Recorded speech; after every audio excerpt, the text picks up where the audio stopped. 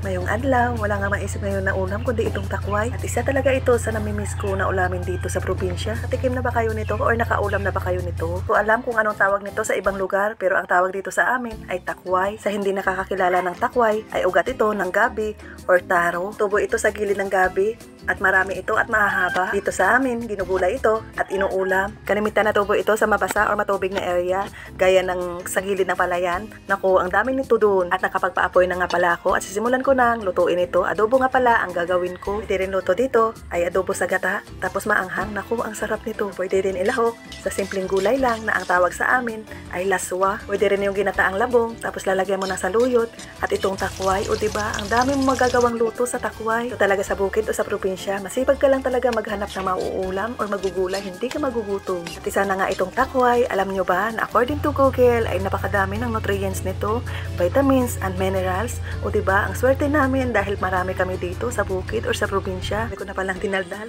at nagisa na nga pala ako ng sibuyas, bawang at luya. Kinagandahan dito dahil ito pa rin yung way ng pagluluto. Parang iba pa rin kasi ang bibigay na aroma sa niluluto or sinasaing ng kahoy. Kapag okay na sa gisa yung sibuyas, bawang at luya, ay nilagay ko na itong hinugasan kong takway.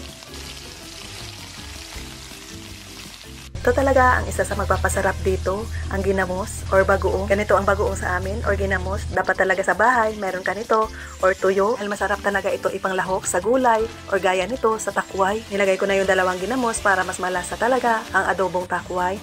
Tapos naglagay na ako ng tuyo, suka at oyster sauce.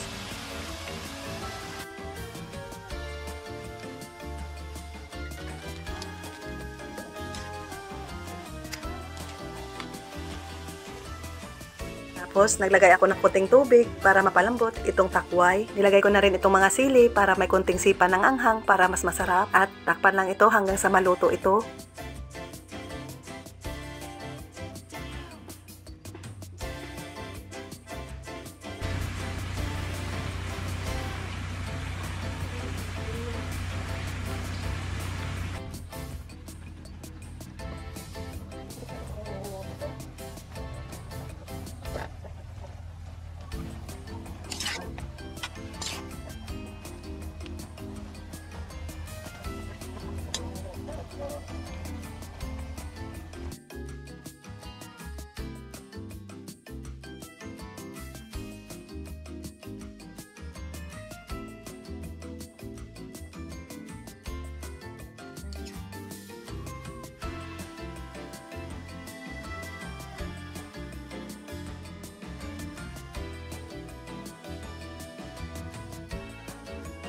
Naglagay ako ng kunting brown sugar para mabalanse lang ang lasa. Kunting halo lang at luto na ang spicy adobong takway.